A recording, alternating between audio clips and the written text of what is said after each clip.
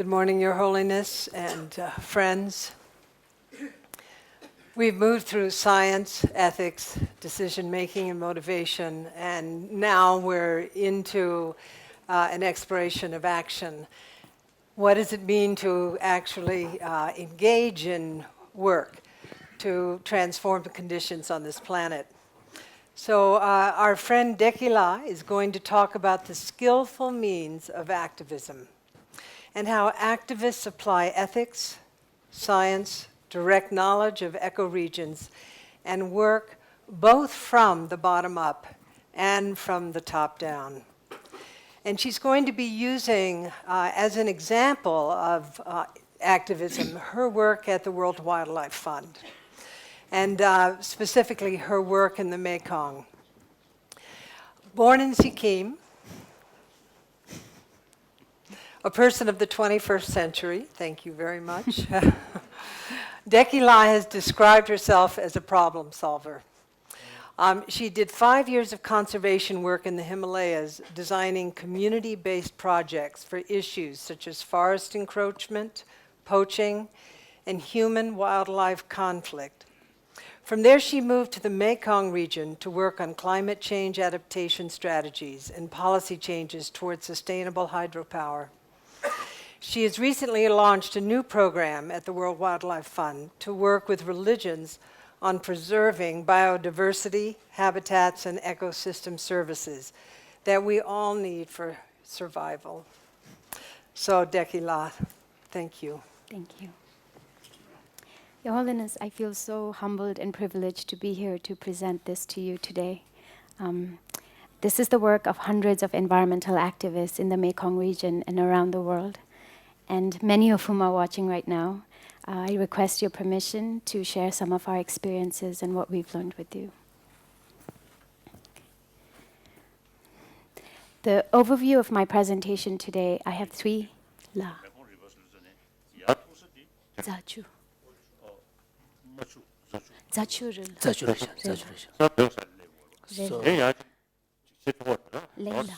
So are you able to work in the Tibetan region as well, yes, in the Zachu area? But very, in a very limited way right now. So the overview of my presentation, the first part is activism and why it's relevant to our world. And then I'm going to talk about the challenges we face and the strategies we develop to meet the challenges. The example I would like to use is the Mekong River to explain the skillful means of activism we've developed as the environmental community, as part of it. So what is activism?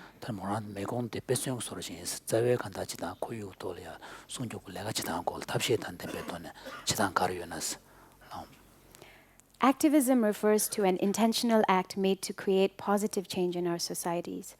Successful activism is when the positive change that is created becomes a social norm, something that we take for granted. For example, it's laws against child labor that all of us know about, or the protection of wildlife reserves, and the laws against casteism in India as well.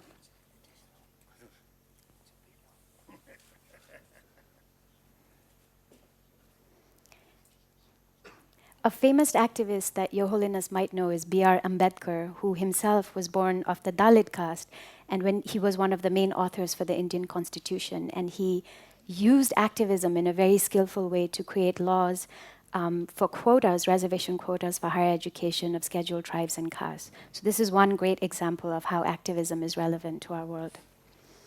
Generally speaking, there are three kinds of activism. There is the grassroots or community activism. Usually it's somebody that is outside of the power structure. There is market or private sector transformation, where the activists are working within a system. And then there is government lobbying and policy change, which are developing alternatives to governance systems. So these are three general types of activism.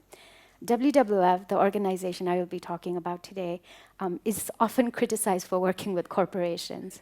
But in reality, we actually use all three types of activism in almost every occasion. What I am showing you right now is a map of 200 global ecoregions or ecological regions that represent the world's most important biodiversity. This is the most unique biodiversity. Just as a quick explanation, it's quite logical. The green is where the tropical forests are. The yellow and the brown, it shows how arid the ecosystem is. So earlier in the week, Diana actually talked about the fact that we've exceeded the boundary for biodiversity and the extinction for species. What WWF does is works to preserve the biodiversity in these areas, the habitats, the plants and animals. And then we, as much as possible, try to integrate sustainability into the use of natural resources. We face many obstacles in our attempt to do this. Elke mentioned several of these yesterday. So apathy is a very common one, what sometimes we call fatalism, where even though people know the environmental problem, they actually don't care enough to do anything about it. Inadequate or alternately overwhelming amount of information. What we've seen over and over again is that if there isn't enough information or if there is too much information, it has the same result. People become frozen, they become immobile. They don't want to make a decision. Disinformation, where somebody is actively spreading the wrong type of information. Elke mentioned the tragedy of the commons, where everybody thinks the problem is somebody else's problem. The lack of alternative solutions, maybe we as a scientific, technological community haven't come up with solutions. And finally, when the costs actually outweigh the benefits. There are certain tactics that the environmental community uses all over the world to engage the public and to address these obstacles. So one example I would like to use is that of tigers. There are less than 3,200 tigers left in the wild right now today. So instead of focusing on that, and the fact, in Dongbei area, in China, northeast China, many tigers, including that. South China Lane. So the whole global population. Yes, it includes that. Yes. But in the Dongbei region, there are also programs to breed tigers.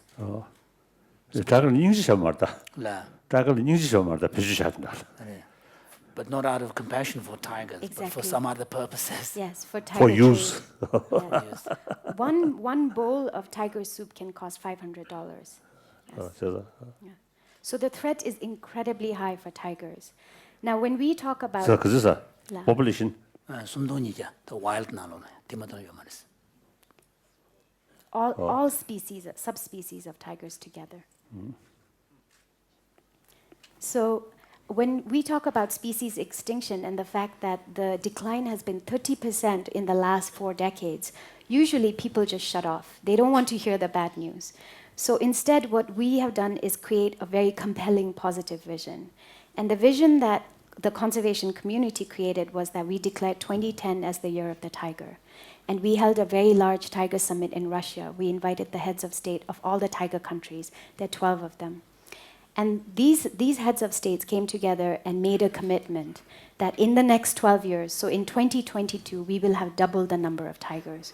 So we use these skills, having a positive vision, speaking to all types of power, personalizing the issue, to get people to care about things like this. However, one thing we know is that species conservation is not enough. If we don't engage the communities, and if the local communities don't benefit from this work, then we actually don't have lasting success.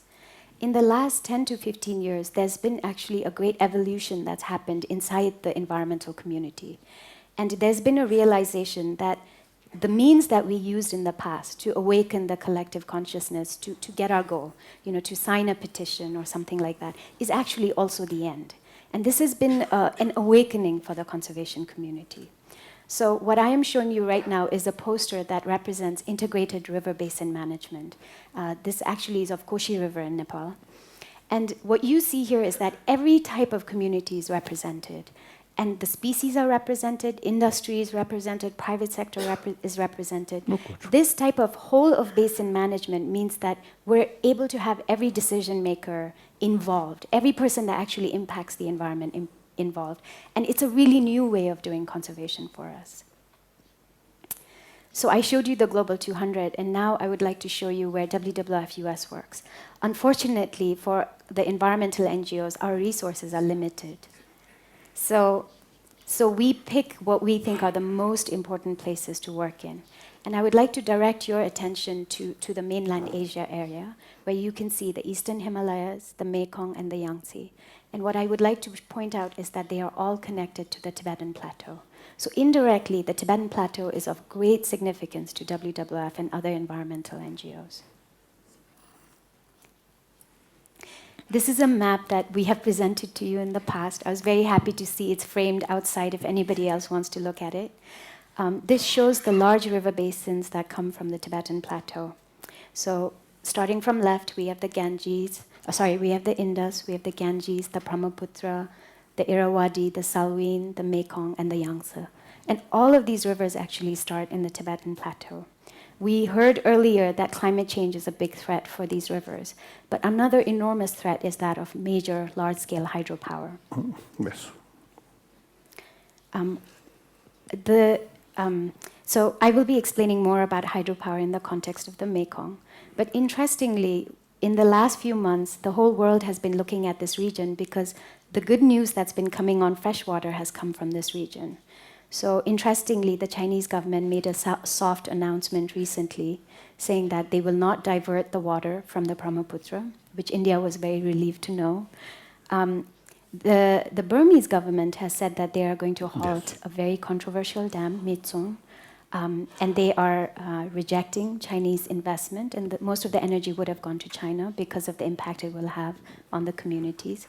And in the Mekong, 3 of the southern countries, Vietnam, Cambodia, and Thailand, have said they will not dam any of the main stem of the river. So these are all incredible positive news, and it has all come from this region recently. So now I would like to focus on the Mekong. What you're looking at is a satellite map, and you're seeing where the river itself goes into the South China Sea. It has 9 mouths when it enters the South China Sea.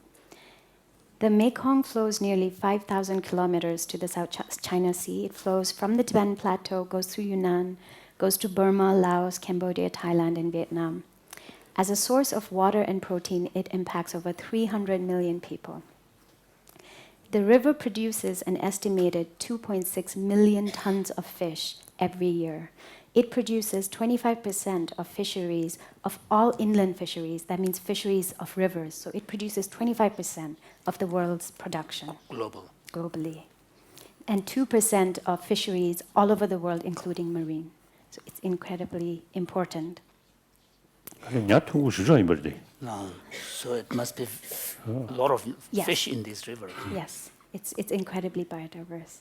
His Holiness said that's new information for him. Yes. One thing that is very interesting is... His Holiness is asking Tequila, there's a Tibetan saying that fish is the bubble of a lake. Or water. Oh. So His Holiness is asking whether she has the same kind of expression in Sikkim.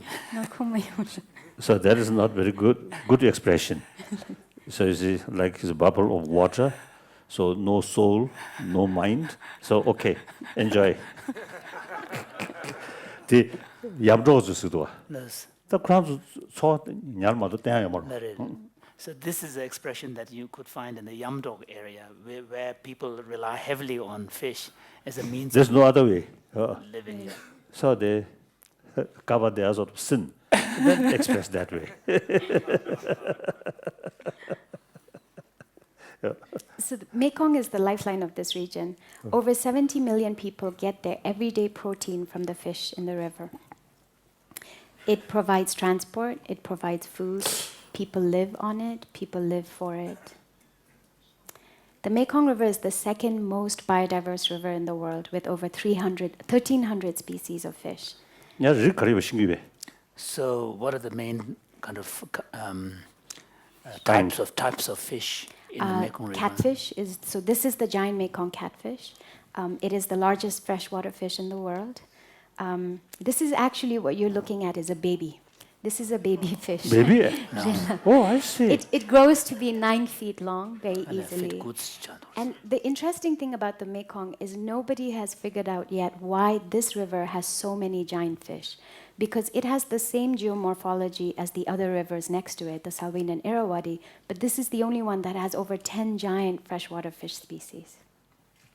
듬드신 거 말이야. 단체리부터 다시 저도 야 춘주 먹고 요새 처음 먹고 좀 말단 단 대단 간다 건조 떨어져 라래 그러고 건조. 말 대단 찍고 지장 그다 죽주신다 나를 된대그 냐침별이도 요 말이스 메콩을 믹스에 가리나디 세리도 다시 잡고 요 말이스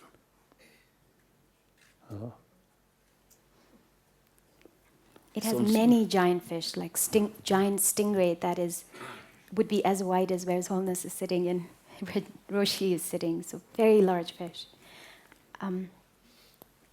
So another species that is gravely threatened in the river is the Irrawaddy dolphin, the Irrawaddy Mekong dolphin. So if any kind of threat was to come on this river, these are just examples. These two species represent what else would be affected, that all fish would be affected. 아다 냐침부터 저기 메콩 리버다 안다 릉구샤요 봐. 사실 그거부터 용도. So these large fish, like the catfish here, so in the Mekong River, how far do they? I mean, up to what point can you find them? It has been shrinking. In the past, we were told that villagers tell us that you could find it all the way to southern Yunnan, where the morphology changes. That's lowland. But already lowland. Yunnan, huh? But recently, and hot. Warm. But recently, the stretch has been shrinking and getting smaller and smaller.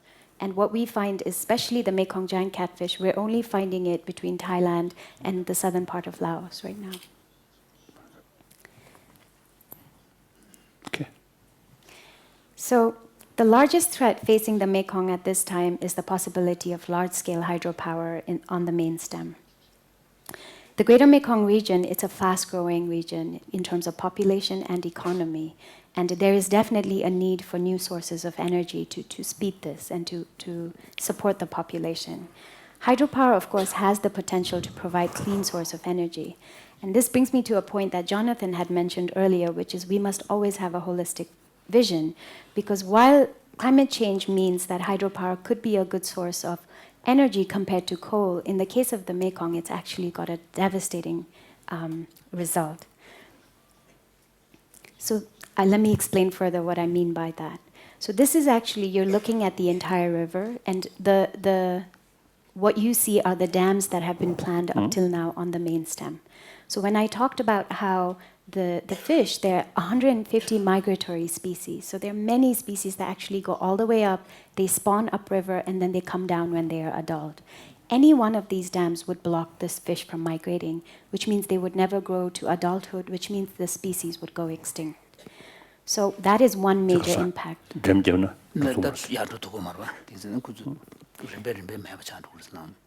So that is one major impact of the dam. Another is that the natural water flow itself becomes altered, which means seasonally how much water comes, the paddies that need the water for irrigation, all of that would be affected. Sediment would be blocked. Now this is incredibly important because the sediment is what makes the delta very rich. And it's the sediment that actually provides the soil for there to be food for the entire region. And finally,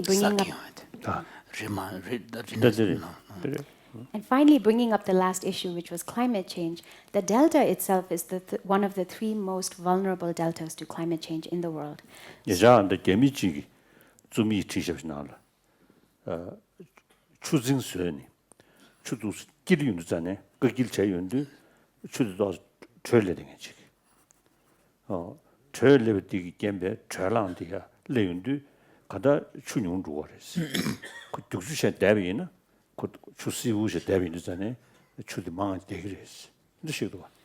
Recently, His Holiness was informed from an article written by a Chinese specialist talking about how another impact of damming a river is that when it's dammed, then the water remains still, and generally it tends to rise, the temperature tends to rise a bit, which then vaporizes the water, so the quantity of also water gets lost, whereas if it is kept flowing, then it retains its natural temperature. Yes. Is that the case? That is accurate, but in the case of the Mekong, because there is so much water, there isn't an obvious impact in that way. So going back to the climate change threat, because of sea level rise, what is happening is the coastline is being eaten away by the sea. So if sediment is blocked, that means the coast is actually suffering in both ways. It's not getting sediment from the river, and it's also losing land to the sea. So at least 10 to 17 million people would be affected by this threat. 지단 자주 저 계획이보다 아니면 사용해야 된 가반이 냐보도면 되거든 사자만 보시지 미네 자주 세야. So WWF has been working on sustainable hydropower in the Mekong region for the last decade. We have carried out several environmental assessments of the impacts, and we have done our best to make these recommendations known to everybody, all the decision makers. And I would say for the first 5 years, we actually had absolutely no progress because we were hoping that information would be enough and providing the scientific evidence would be enough.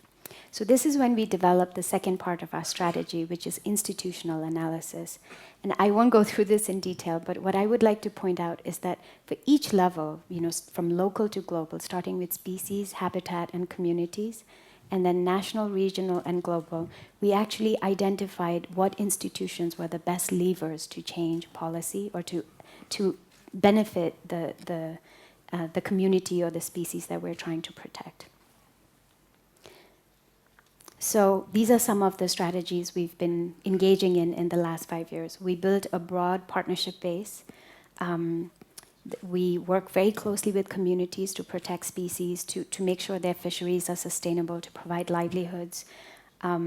We work very much as a technical partner to the Mekong River Commission, which is an intergovernment body that oversees the Mekong River.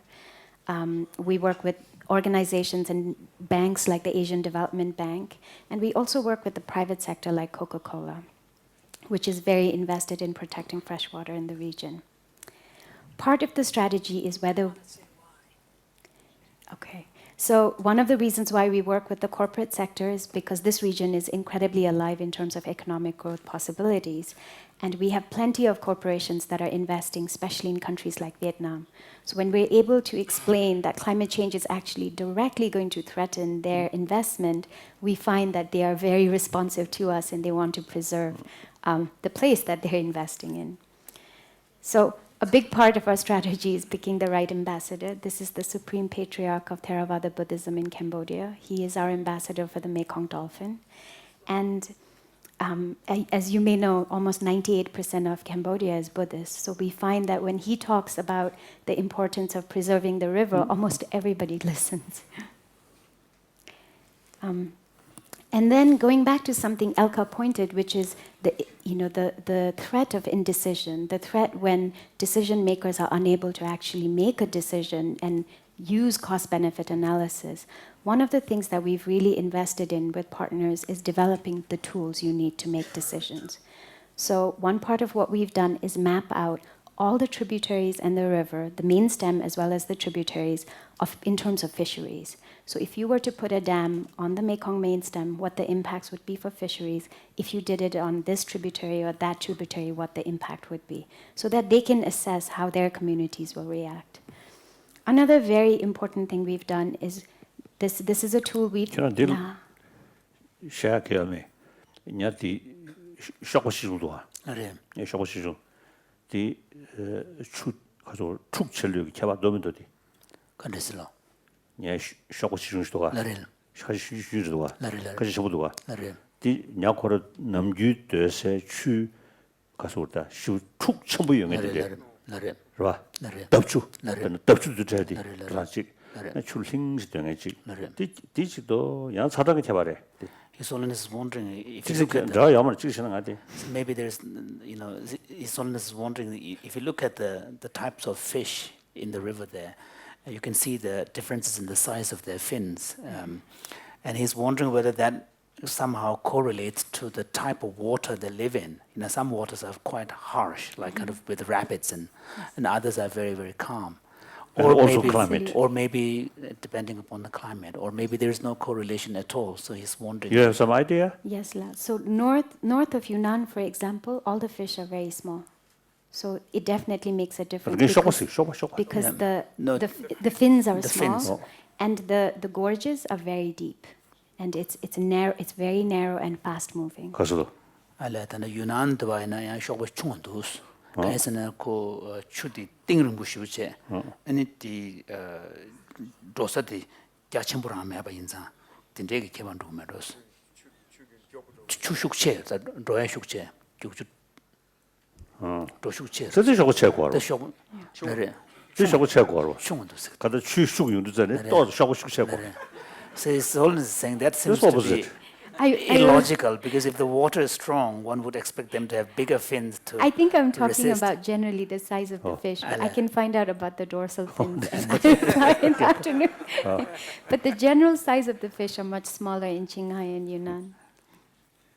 So going back to this other tool, it takes about a week to apply this tool, but basically what it does is it's based on the idea of the integrated river basin management. So it looks at the entire river basin, and then depending on where you place that... 내가 대원 들으셨다. 군주 든지 심주체, 심주체에 두 산에 수수 흉던데버요. 소리 지대. 다텔이야.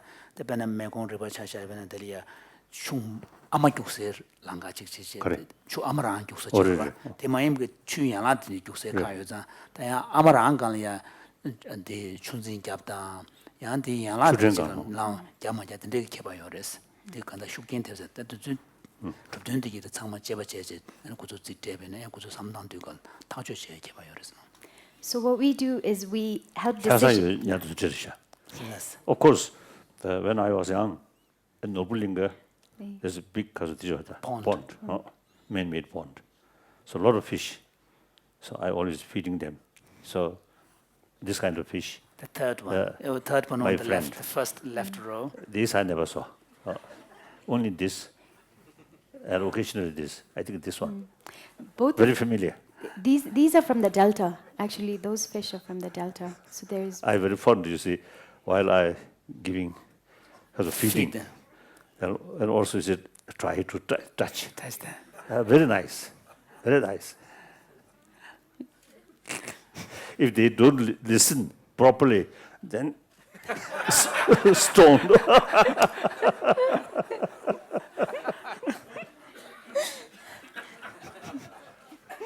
Yes. So the other tool, the more boring tool, uses this idea that the whole river basin matters, and it helps you design where to actually put the dam, how to design the dam, and then how to implement, how to operationalize the dam.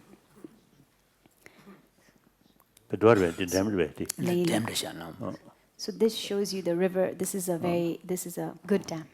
It's a run-of-river dam. Another tool that we've used is we've really reached out to the investors of dams.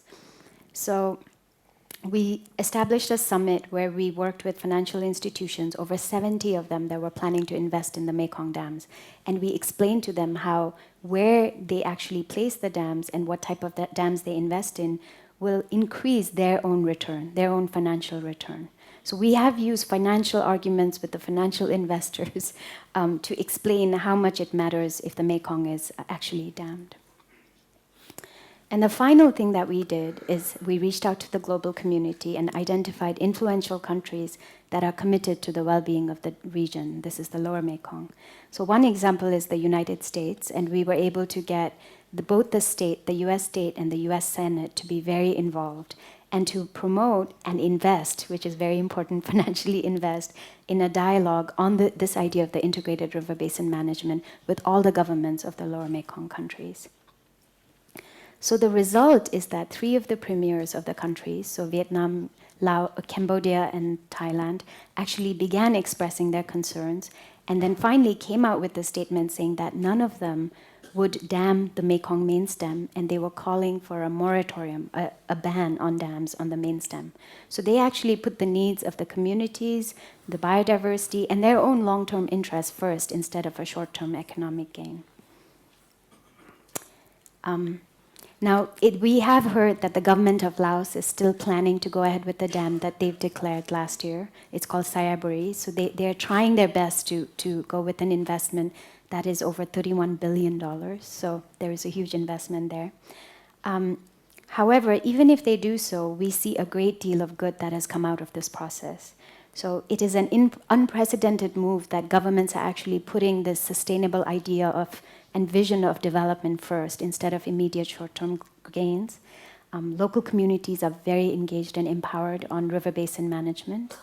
And finally, there is a very strong partnership that's cross-sectoral, that engages private sector, public sector, the NGO community, and local communities.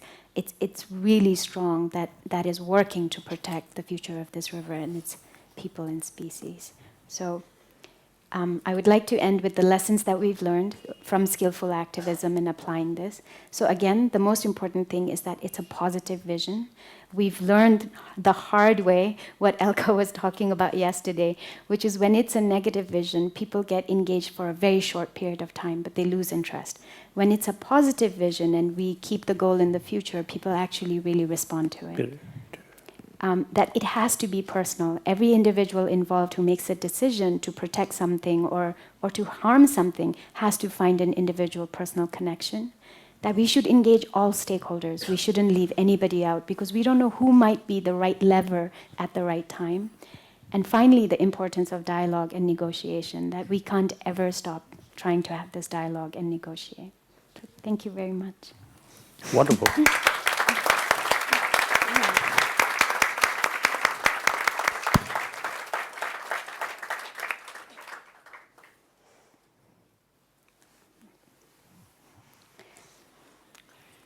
So I'd like to open the panel up to questioning Dekila or discussing issues that come up. For example, the issue of moral dilemmas, which is an interesting one. So could we begin now? Jonathan? And Jonathan, I think also it might be helpful for you to, if you're going to touch into the malaria issue, if you could just talk a little bit about, define what malaria is. Not everybody, we got some feedback that not everybody knows what malaria is and its impact in terms of the mosquito discussion. Okay, I was going to have a very more direct comment. Fine. I will later. We'll return to I will that. later return to the Great. danger of mosquitoes and that not every mosquito is the same and that there are many reasons, I think, to not be compassionate to mosquitoes and to actually eliminate some, but I'll get to that we'll later. We'll get to that this afternoon. I just wanted to point out that your comment regarding holding back the sediment that builds up the Mekong Delta, even in the developed country of the United States, we've seen the repercussions when we put dams and levees on the Mississippi River. And when we had a Hurricane Katrina, it wiped out the city of New Orleans and over 1,000 people died in our wealthy country. It was unheard of. And it was because we have held back the sediments and the natural protection of that coastal city disappeared. And you have images, satellite images, you can see how by holding the sediment back, that in that delta, all the protective vegetation and barrier islands disappeared so that that city was more vulnerable to that hurricane. We've seen exactly the same experience. One example that I find really fascinating is there is a protected area called Tram Chim National Park in southern Vietnam. And when we first took over managing this park, we saw that it had been completely concretized, that they had put sort of blockades, cement blockades everywhere in this protected area. And it's actually just a wetlands where water should be flowing back and forth very naturally. So as part of the management, we took away all of these barricades that had been developed.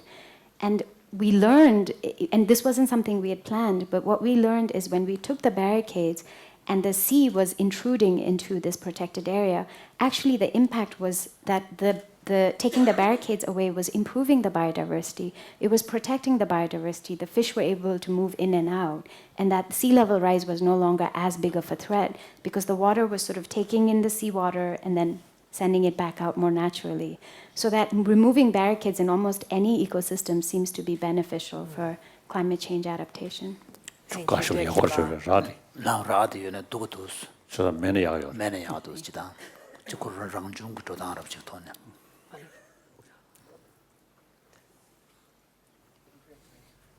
I know, I see her. 마음어디.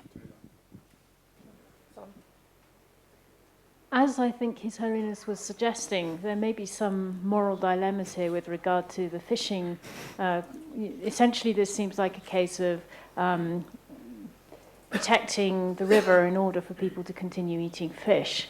And I was wondering whether there was discussion about that amongst your team and what the different kinds of positions people took about that were, and whether there are sort of long-term ideas that maybe people should eat less fish. So what was that discussion within the WWF and the other and the local communities and so on? 간다 주 송교제 망부지 야 미망부지 초와데 냐스미알이야 덴데 거봐. 근데 내가도는 야 냐사마사도 고리야 기체 중요하나서. Yes, one word. It's a very complicated issue. It causes almost any decision that we're making in terms of natural resource management actually has an ethical dilemma. Do we prioritize the community's needs? Do we prioritize wildlife? Do we prioritize forests? You know, it's always a challenge for us to figure out if we're making the right decision. In this case of the fisheries, the team had differing views. Some members felt that since the communities actually fish the giant Mekong catfish, which is so endangered, we should actually put no fishing zones. And some members felt that 70 million people need their protein on a daily basis, and we should actually leave it open. So, like every dilemma has a compromise, our compromise was that there are areas where the fish are actually spawned, and those are called deep pools, and that's where most of the freshwater biodiversity is. Those areas are no fishing zones, and we work with the community to say, if you actually protect these areas, you are more likely to have fish in the future. And then the areas that are open, that is where the communities continue to fish, and we don't actually make any kind of management decision on that. Can I have a follow-up? Yes. Okay, so it seems like then the reasons that you were protecting fish were about the different species of fish, the ones that were becoming endangered, rather than being about individual fish and fish suffering, for instance. So I'm wondering what were the reasons for protecting species rather than being concerned about individuals, given that this is a kind of Buddhist context? Wow. I wish I could defer this question to His Holiness. Maybe His Holiness would like to answer this question. No, I think the question was specifically directed to you.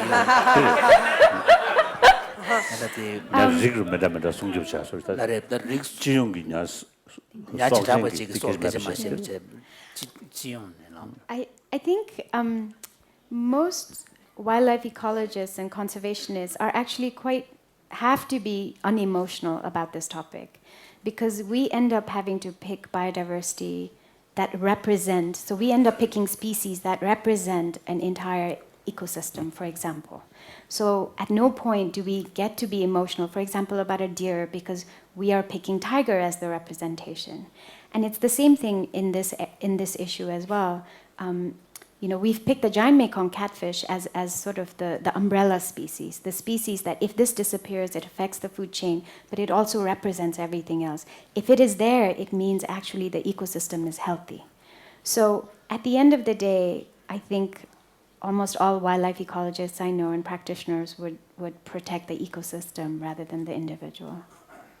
I am not saying it's the right thing. Claire, I would love you to reflect on that for a minute, because I think that's very salient in terms of your presentation and your work.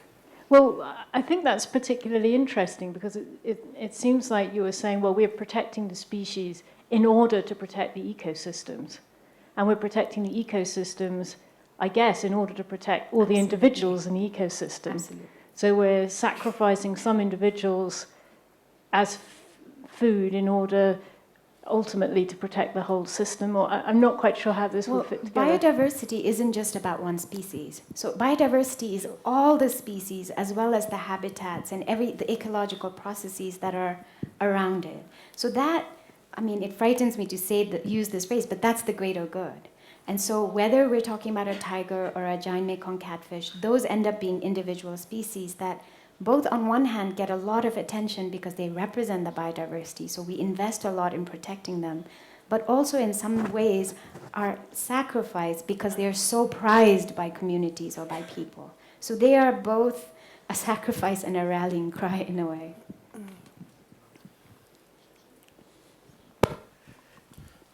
Actually, while we're on this topic, this has been a topic of some interest, Your Holiness, even to some audience members, which is that as we move, and hopefully part of what we will be talking about eventually today is even more solutions and approaches, success stories, and so on. We've spoken about the problems, but we're also hoping to speak about the good news. And certainly, activism is part of the good news. And I want to ask you in a minute about, or perhaps a few minutes, about your activism in the Himalayan region as well.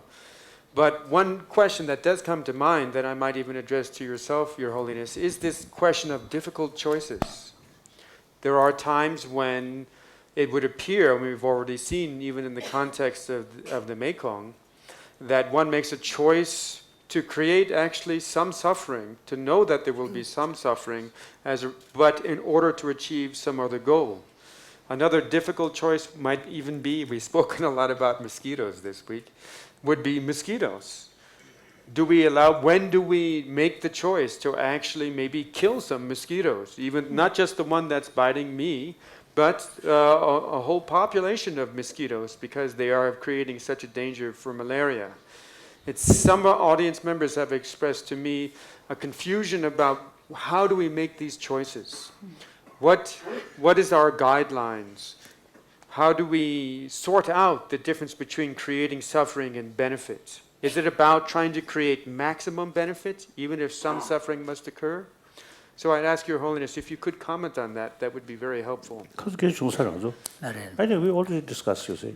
Yes? 다 준주나 순서지. 다 거바치주. 나를 판도시주. 다 상다로. Loso. 니자로 미 가소래. 미 가소 동해 매비체도나 럽체. 나를 직 choice 잡아도 다 탭편 맵시다. 나를 그봐. 나를 인딱 거바치주도 야숑 상담 그래 봐. Loso. So we did actually touch upon this already, and His Holiness was saying that he cited from Shantideva's text. So when we are confronted with a particular situation where we have a choice, then of course we need to make the right, but if there is no choice other than to sacrifice the well-being of one for the benefit of the other, then of course we have to weigh the pros and the cons. What are the negative implications, consequences of a particular course of action versus the other? Then we also have to take into account the larger question of the greater benefit of the greater number of beings. So these kind of considerations then need to be brought in. 케이스 두 So it also may differ from case to case. And then 되게 아자라서 해야 돼. 스피시스로 리그룹 지그야. 대표적 아주 디 어프로치 단도 가가르샤. Yes. 어프로치 단디 샘데리스 동해민들보다 더한 데버리 랑도 찍버리사 디치전에 야촌에 왔다. 나를 봐. 나를 다 안데 릭직디 패지 다 지 가서래. 쿨육은 지도 소리지. 다음에는 심리야. 심리 공부샤레스. 나를 당시 적으랬어. 나를 메타디 공부샤도 당시 적으랬어. 네. 디 메타디 상대인 비신 저기 좀 말봐. 만저 직답하게 지도 영향으로 지기. 딱고 공부지기 차용인 지도 그게 차경이 봐. 나를 그 공부 차도 때 믹스 다 다시 적으러. 디는 신심인다. 디는 신 누구라. 릭싱 되리샤. So here, Claire, you brought up 샘쟁 자원에 비체. 나를 나란즈다 크루유 나르야 릭 나조시 여인은 야고르샤. 다디 윤샤로 스타죠. 그 자원은 숨겨져. So Claire, you brought up the considerations that people bring into their ethical decisions that they make, and brought up the question of, kind of ethical consideration of compassionate concern for individual beings that have the capacity to suffer and experience pain on the one hand versus protection of a species. So here, so the general kind of perspective The should very be motivation, I think, is different. different. So His Holiness wants to point out that there are different motivations and considerations playing here, because So when we, protect them because they also have the feeling of pains and pleasure, just like me. So from that motivation, we should protect, then then there is no difference, because all individuals, beings within a species or across species. Now another motivation, this planet is our home. So these different sort of trees or different plants and different flowers is something like ornament. So we naturally, we pay more attention. Some plants or some flower, very beautiful, very rare. Now we take special care of these things. Not because they also have the feeling of pains and pleasure, but we love that. It's good. More variety. And particular one thing, very, very rare. So we take special care. So there's different motivation. Right? So,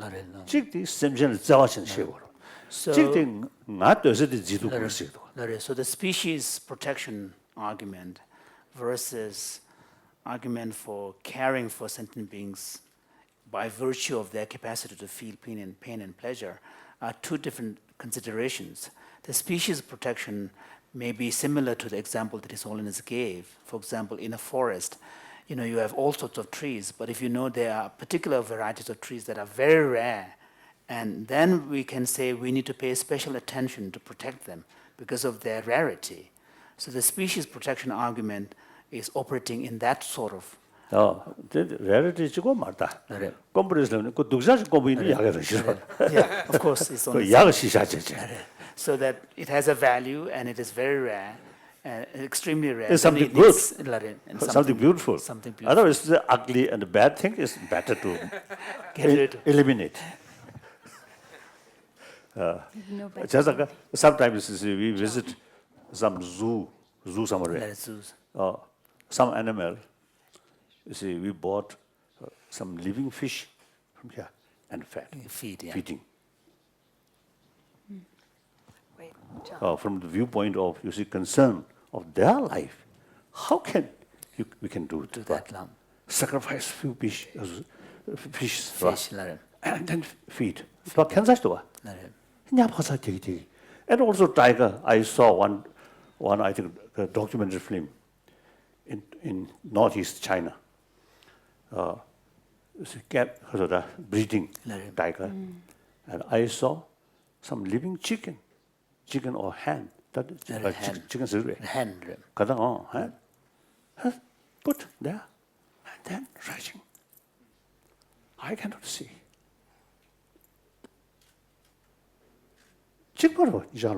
So from the point of view of moral consideration of sentient nature, then both of them have the same right. Yes. Best thing, those tigers eventually should become vegetarian. That's the best.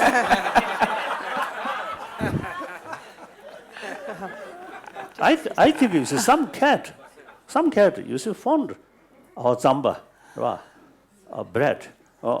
So gradually they also become vegetarian. So tiger and these also this same species, same groups. But that brings up another very interesting ethical dilemma, which means that we're interfering in the nature, the natural order of nature, if we're trying to make them become vegetarian. You from Buddhist community. So I think Buddhist practice is actually against our nature. And attachment is part of our nature.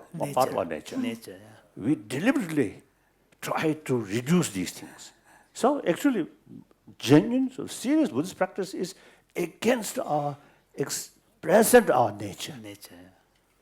All this negative nature, based on ignorance.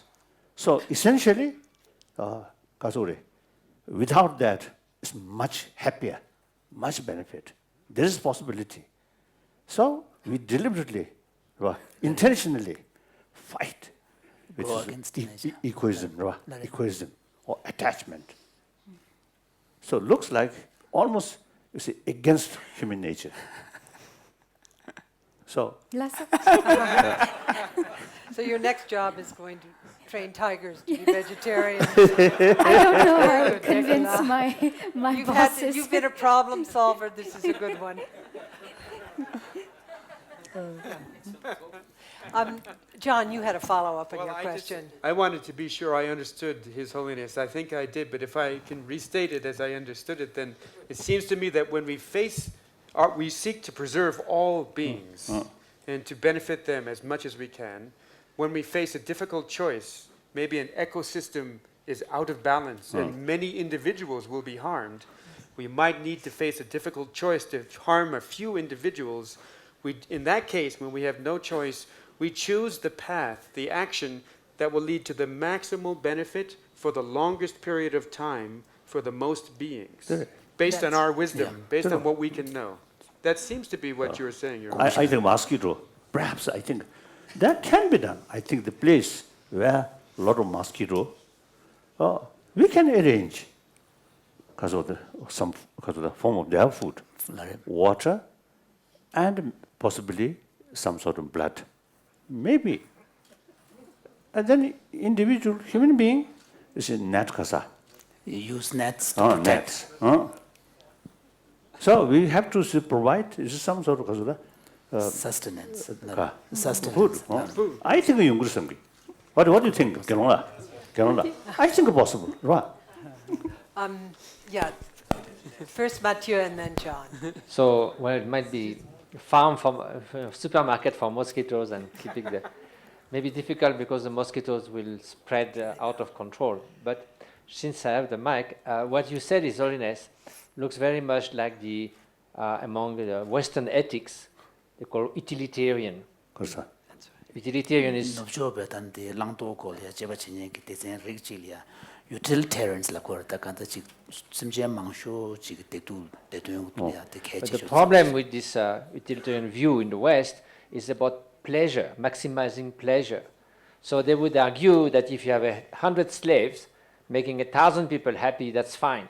So the problem with the utilitarian is the definition of well-being and avoiding suffering.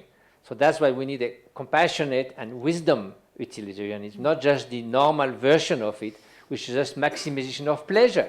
Because then you could say, okay, 100 people slaves, 1,000 people happy, that's fine. So that lacks wisdom, and that's not a proper understanding of what genuine well-being or happiness is. But basically, it is about a very wise calculation of short-term, long-term, a small number of people, a larger number of people. So that's, I think, Buddhism could be maybe a compassionate, wise utilitarianism based on basic human values. utilitarianism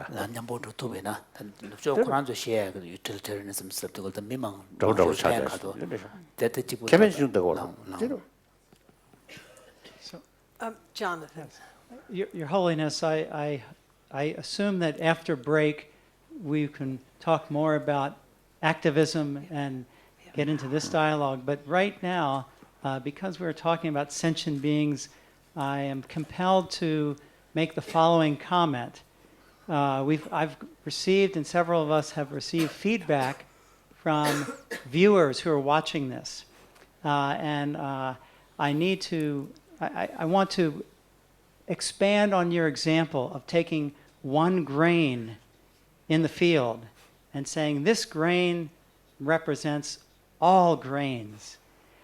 And we've talked a lot about mosquitoes, and I want to use that example about one grain being like all the others. One mosquito is not the same as another mosquito. In fact, the genus of mosquitoes that carry species, there are 422 mosquito species in the genus Anopheles. And the Anopheles mosquitoes. Yes. Yeah, Anopheles mosquitoes, that's a genus. This is a type of mosquitoes that carry malaria. of those 422 species, only 60 or 60, approximately 60 species carry malaria. So here I would say that there are some species of mosquitoes that are extremely dangerous, that cause suffering all over the world, that kill approximately 1 million children every year. This morning I read online that there are 500 cases of another mosquito-borne disease in Delhi. That's dengue fever, a very dangerous. Yes. So there are certain species that we have failed in eliminating any species when we try. When we normal 지단 것도 루규찬의 쉐베는 저래부터 심장 릭 매버 체dun이는 소간도 주가라 소두고요 말했어. 저 답시도 체어랬어. So when we try to eliminate a dangerous species like a specific mosquito species, we always fail. It's only when we accidentally destroy the ecosystems that we can cause. But anyway, my key point is that there's a lot of suffering that many organisms that are sentient, mosquitoes, parasites, these are sentient beings. They respond to pain and they move forward and backward. Yes. Even E. coli bacteria. So Yes. there are many species that cause suffering that I think that if you were to trade off, you would want to get rid of them and even kill them. 그렇죠. 소자리네 너가 쉬우지용에 그 이콜라이 그 박테리아서 말레리아 키팅 주드야고 소자들에대 얘는 그거 채서진 때제 대주야 매버 속고 여러분이 연구를 봐서 그럼 그래. 되어버리다. As the other day I mentioned that when we use the word human right, so some kind of a special right. Right?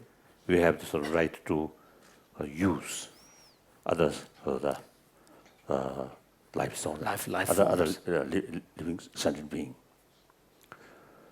So we all have the same right for survival, for at least less disturbances.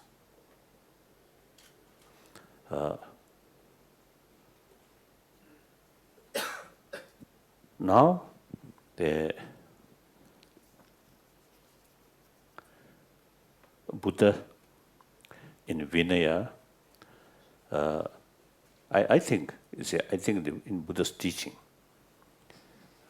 now I'm speaking from the Buddhist point of view. In Vinaya, Buddha mentioned some certain type of meat should not eat or prohibited. Here one thing, he mentioned any meat is especially killed for you, you should not eat. You should not accept that. Even some sort of suspicion, doubt, yeah. you should not see. But then already is in the market, some meat there. And then particularly one time, one bhikshu from Sri Lanka, I think 30, 40 years ago, we I met touched about this sort of subject. Then he mentioned, actually, Buddhist monk, neither vegetarian, non-vegetarian. Reason, no private kitchen. Only a baking bowl, carry.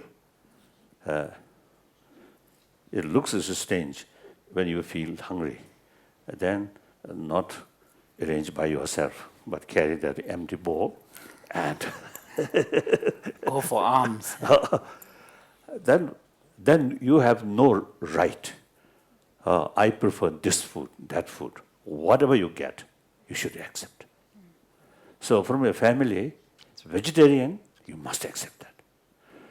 Non-vegetarian, you must accept. You have no right is to demand, I want that, I want this. So, in Vinaya, Buddha not prohibited. Monastic disciplinary text. The dijori, jabal chuang mainam sa chikchi. Ching dui. Chado de ching we. Jabal chuang mainam sa to di chan jibe ina shisha ma do paji so jabe sha paji manjibe so chi. Yes. Ching dui ching di. But the dijori. But anyway, so that Buddha taught the general public. Now his visit Langa, the people there say too much eating meat.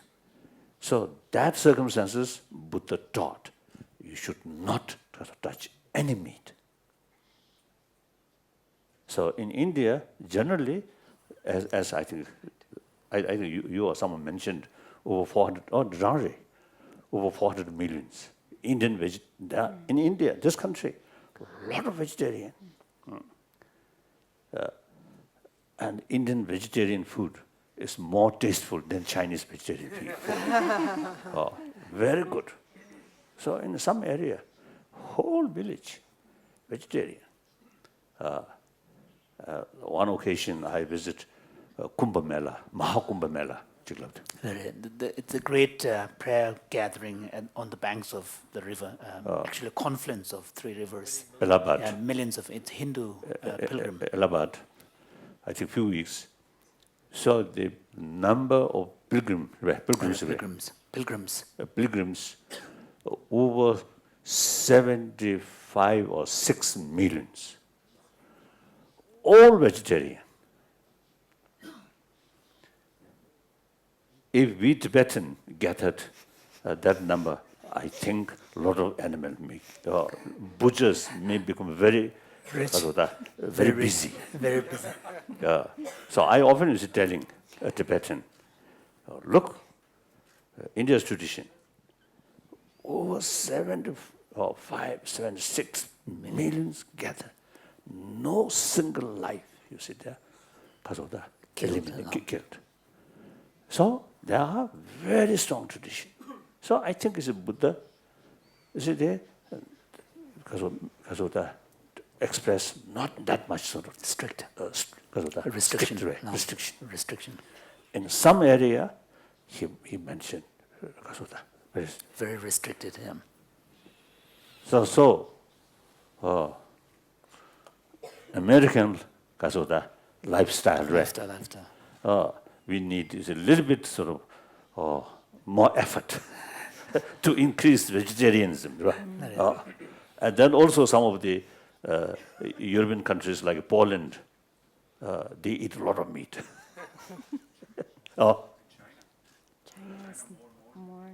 China something exception. we cannot discuss. Very difficult. You see, I often, telling, including Obama, I mentioned that unfortunately, some of those hardliner Chinese leaders,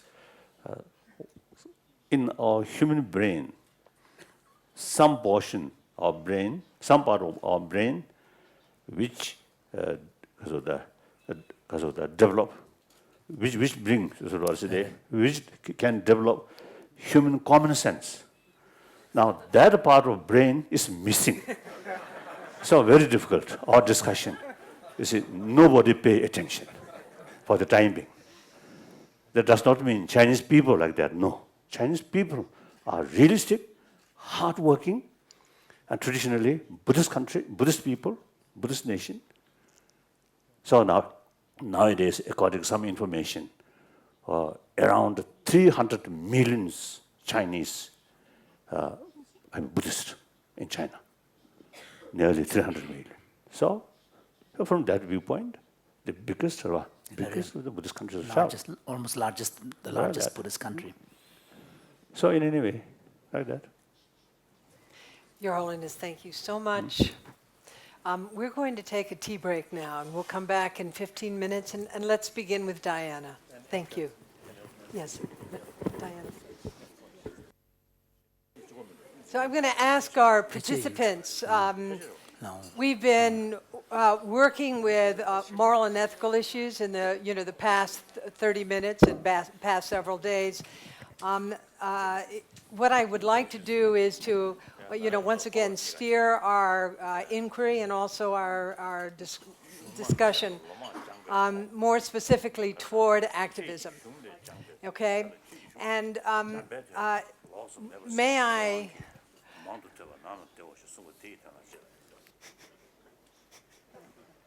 It is not a problem. So I actually would like to begin with a question, and this is specifically directed, or a question that I feel many activists are asking themselves. And that is, what do we feel are skillful means for activists who are dealing with issues relating to making choices that create suffering for an individual or for large groups of individuals, but might be the best decision vis-a-vis the long term? How do activists deal skillfully with moral remainder? That is, having been, in a decision-making process where it's a moral dilemma, suffering is going to be created, short-term, possibly long-term, for a small or large number of beings. And the activist has to make a decision which causes suffering. What do we do vis-a-vis moral remainder? And I would like to direct this question actually both to His Holiness and to Dekila, because I'm sure she's been in that situation often. That's a repetition. We already discussed. His Holiness saying that we have already discussed the question in one form or another. So Dekila, I have no answer. Okay, all right. Yes. Dekila. 디마리안데. 다 찍을래 다 찍듯이.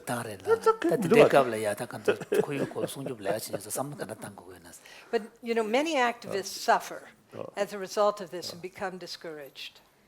Yes. 액티비스트고 말이 미사물 already 강해지래. But in a way, the same version, a similar version of ethical challenges are faced by all of us on a daily basis.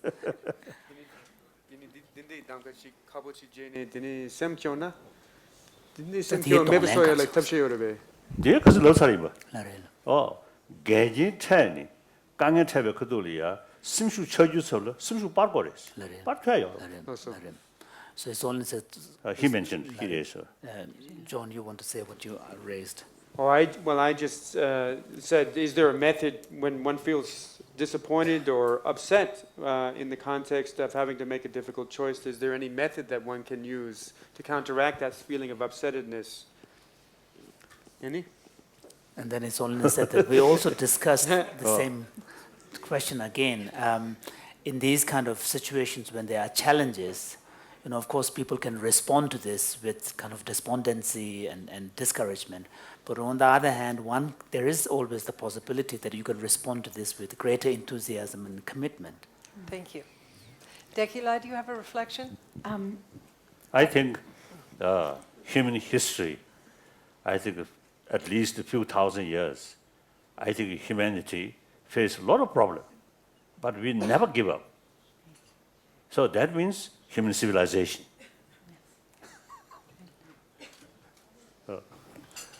I was just going to say, I think I brought this up yesterday, that almost every activist I know is actually an optimist at heart. Because to become an activist, you really have to believe that the society will evolve. That's right. And so I think there is a natural ebullience, I don't know, this enthusiasm that comes from inside, that we're convinced, no matter what the odds are, that we will win. And then I think when the crash happens, it happens very hard because of that. But I think most people who are struggling with any kind of discouragement, as His Holiness said, everybody goes through it. This whole, what Elka pointed out yesterday, to me has been the most valuable lesson in the last, I became an activist at 15, so all that many years, 20 years, is that if we have a long-term goal, And we see that we're advancing towards it. Even if it is one tiny step at a time, it makes a really big difference. If it is a short-term goal and we're just doing it to stop something, or we're angry and we're protesting from anger, then it actually never goes anywhere. So finding that joy that Jimbala you presented has been, for me, has been the solution. Wonderful. Could I ask? I think when we face difficulties or obstacles, one major factor is your own stand must be truthful, honest, genuine. Something, because basically altruistic sort of the attitude. Then, no matter how difficult it is, they say we have truth, honest, the strength of truth. There's no reason to feel discouraged. But right from the beginning, your own motivation, some personal interest, and some point, a little bit of hypocritical way, saying something here, doing something different, then deep inside, weakness there. How can face challenge? Because of weak, sort of the inside weak. Weakness, Lam. My own experience, now 70, because of that, now on Canada, over 76 years, and my life, you see, I think I usually say telling, at the age 16, I lost my freedom. At age 24, I lost my own country. So almost 60 years, a lot of problems. But the ultimate source of our strength is truthful, based on moral principle. So then, no reason to feel discouraged. So like that. So that is the catch. So the most important thing is the kind of the ensuring the right motivation you have, and also the sincerity on your part, that having that strength. I think like Mahatma Gandhi ji, and many other, like Luther King survey. Martin Luther And King. these people, I think at the initial stage, there are a lot of sort of challenges. And maybe when they start, they may be very lonely. Perhaps I think during Mahatma Gandhi's sort of freedom struggle through non-violent practice, I think some people may laugh at him. Now, the concept of non-violence in South Africa, practice that. Nelson Mandela, early part, a little bit of violence, but the later part, he strictly followed non-violent principle. So it's very success. After he retired from presidentship, very nice, very nice. So these are, the real, I think these are the clear sign Examples of the power of truth, power of sincerity, power of honesty. That's I think key thing. So no matter how difficult it is, I think millions of people who remain silent, they're always with you. Okay. That these works, not from our own sort of interest for this life, for one life. So sometimes you see, people start some work, and because of that, if that sort of goal materializes within my life, one's own lifetime, then work hard. Then almost impossible to materialize one's own lifetime. Then not much interest. That's selfish. That's wrong. We are talking about humanity. So humanity comes continuously. So sooner or later, someone must start. So our generation, you should start some work. And the result may not materialize within this lifetime. Okay, doesn't matter. Even Buddha, I think the result of his teaching, the old result not materialized within his lifetime. the benefit remain still Today. Today. Like that. So I often is telling people, particularly young people, those because of the generation who belongs to the first century. This reverse century now only now because of the 10 years passed. So almost 90 years is in the coming, yet to come, or because of the 98 years to come. So this generation, you see, they have the responsibility to make new shape of the world, which in this moment sometimes looks like our wish, right? Or dream. But if we make effort, mainly again through education, through awareness, so possible, you see, to achieve. But then, so I often say telling those young people, I may not live, I may not see that result, but either I will be in heaven or hell. I will watch you, what you are doing. Usually I tell him. So I can tell you also. You say from somewhere mysterious, the land. I will look. I will watch this. Then at that time, I think you may not be young Sikkimese, but a little bit matured Sikkimese. So I will watch. Oh, what kind of sort of results? Because of the activities, enthusiasms, these things. I will try to live up to. Okay. Thank you. I also feel like that. Of course, according to present circumstances, our cause is hopeless. But I feel the millions of silent people with us. Everybody loves peace. Everybody loves, you see, freedom, equality. So we stand that on that. So we feel, there are plenty of, including Buddha or Nagarjuna. I feel like that.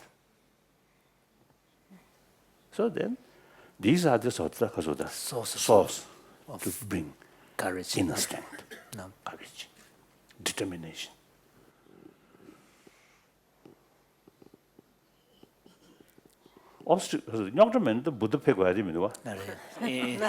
In fact, if there were no challenges and obstacles in humanity, life, then there would be no need for great teachers like the Buddha to come on earth. Or Jesus Christ.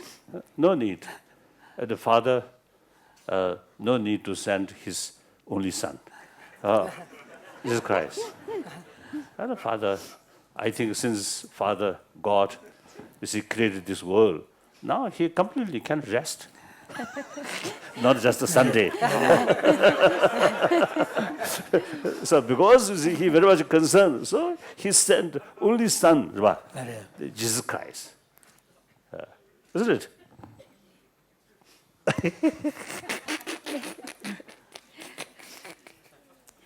So one time in England, I think the follower of John Main Center institution, right?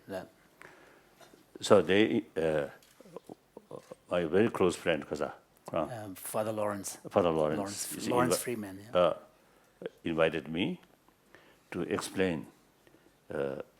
It's a group of their followers to his community, genuine sort of Christian practitioner. So they give me one sort of difficult task to explain the gospel. Selected passages from the gospel, 4 gospels. So then, I rather say, hesitant. Hesitant. The reason I am, strictly speaking, non-believer. No concept of God, isn't it? Self-creation. So a person who really train, learn, practice that way, explain the the existing of God, creator. Difficult, but I try my best to explain. Then I think 3 days, maybe 3-4 days, that many audience really felt my explanation really strengthened their faith towards God. So I done something. So not fail, at least not fail. Oh, I want to share with you. I often, you see, my public talk, including some Buddhist lecture, also I mention, look, the theistic religious sort of tradition, tremendous faith to God as a creator, as our Father. So that total submission to God is actually reduce self-centered ego. You mentioned the emptiness. Self-empty, kenosis. Oh. So Buddhists, both, you see, accept the extreme self-centered sort of attitude is the source of problem. So you see, use different method. Theistic, God, creator. So that reduce more or less same effect. Buddha, you see, Buddha, since you see, he more sort of Emphasize. I mean, his philosophical viewpoint is law of causality. Then through that way, you see, he emphasizes selflessness, reduce, and infinite altruism, also reduce self-centered attitude. So goal is more or less the same. Goal, objective. Different method. The objective is the same. Yeah. Like that. Sorry. 내 땅바를 가서 우리 상가를 집에서 저기 온다. Sorry, someone said he feels that he's interrupting too much. No, on behalf of activists all over the 양년식 world, 인터뷰 thank you. 주시기네요. So you, 정상 어디 시 어디 삽샤 멤버. yes, Sajjana Bhajana, 그러면 식무배. Jimel. 식무배. 자살로디 되는 삽샤 멤버 아주 식무배. 자. 파조 록하우체. Yes. 이네 살마직 샤체. I know. 그 다음에는 Yes. 멤버는 발라발라 서. So someone was saying that there is a phrase in the monastic community, and he was surprised. Actually, I wasn't familiar with that expression. It's called Sabsham Member, which means if you let him sit, then he's loud like a burning fire. So people who cannot go around, but if he's given a podium, Movement little difficult. But once you sit comfortably, then endless talk.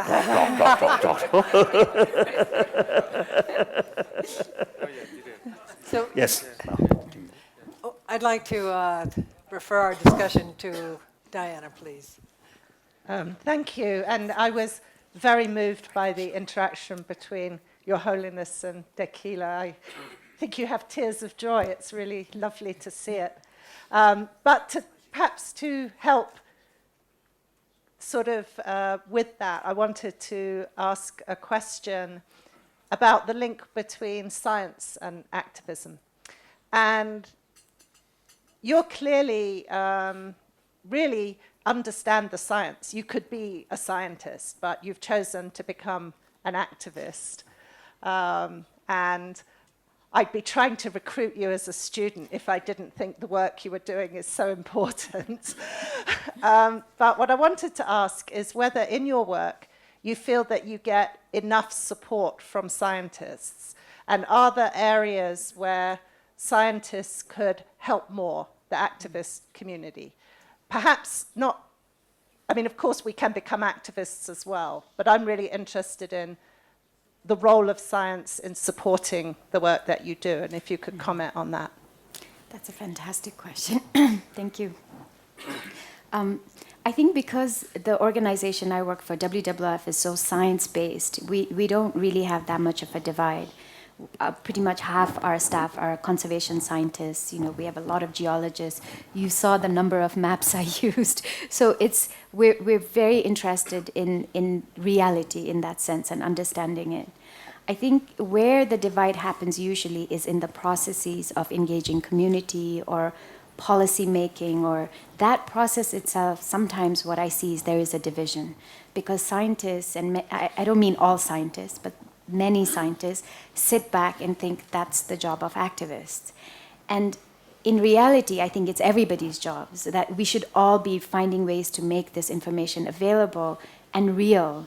And, you know, I mean, you said very nicely that I'm a problem solver, but science is the original problem solver. And so in many ways, we find that we're running back to our scientists saying, okay, help us come up with new ideas, help us come up with new alternatives, because that is where science could actually make the biggest contribution.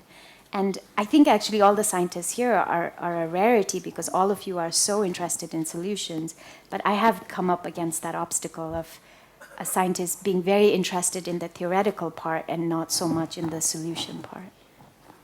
I would love to work with you in the future. Yeah. Maybe can I ask just one? Sorry, I just wanted a very quick question. Sorry to interrupt. You gave in one of your slides. You referred to that's the good type of dams. Yeah. So can you say a bit more about that? Because general public has the impression that from an environmental point of view, all dams are bad. So if you could say a few words about that, that would be really helpful. Yeah. Okay.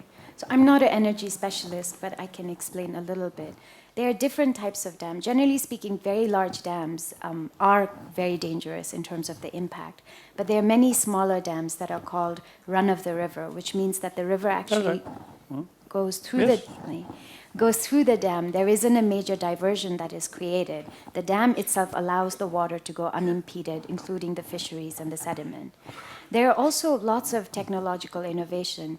This isn't applicable in the Mekong. But in terms of energy production, is it less efficient? It's less, but in some ways, in the long term, it's actually better because it's sustainable.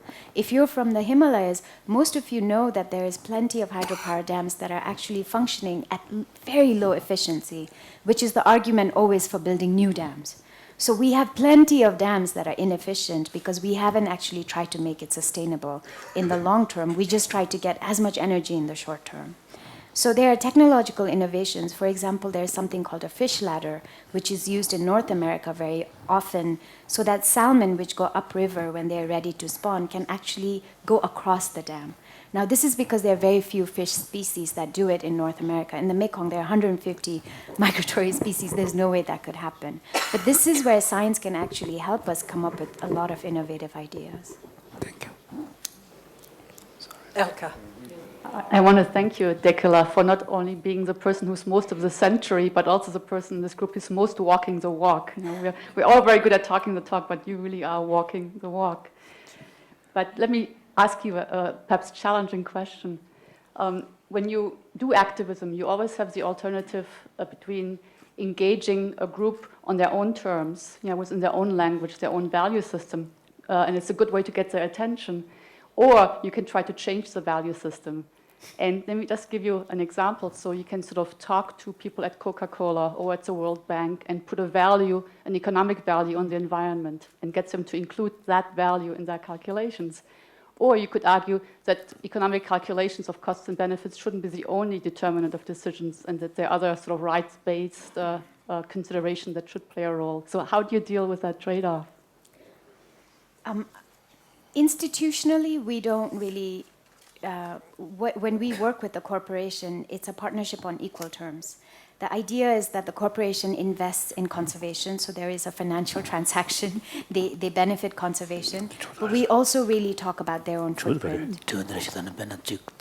Wildlife sorojina, WWF sorojina, that sane susulia, the deva chebe kablia, pena Coca-Cola soroj sane chilia invest chiguna, the Coca-Cola nyabo deva chebe kablia, ya susu tajo de pigi, kunzu tajo de gyuatang to samzu tangore, ya kuranzu tante, benjo yongbob kechimbushi zigi yusan, ya benjo yongbob ke tanya bejo che, di yang tone, sheba yes, kuyu sunjo kechimbushi, di tolta.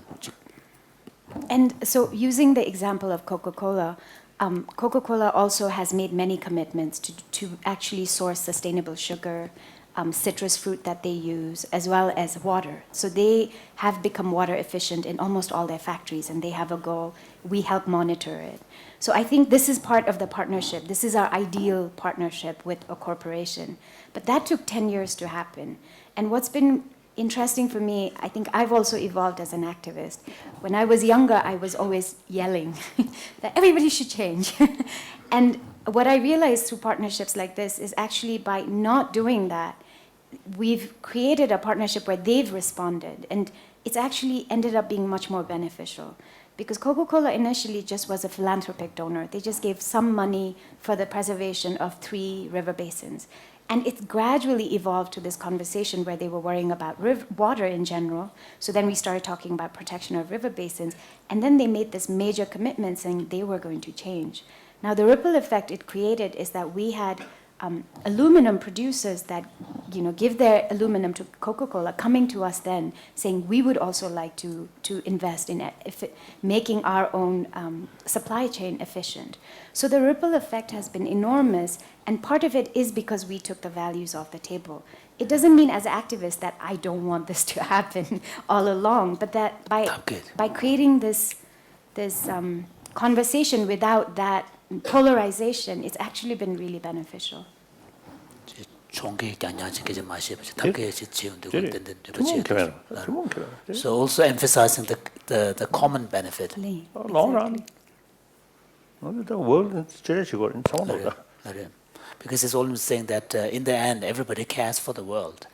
So if we can, tap into that kind of common benefit. Elke, are you finished? Fine. Another question for His Holiness later on. Okay. Not on this topic. All right. Claire.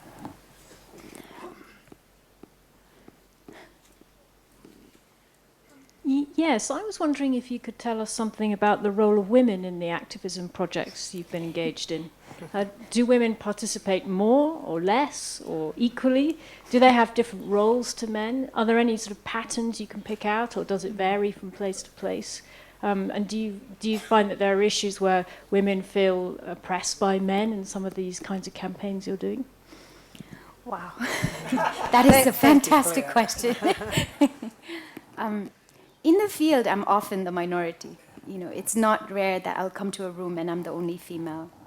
I think there are 2 components to your question. One is what actually happens in communities or where we work in offices and so on, and the other is the conservation community. So I'll talk about the first.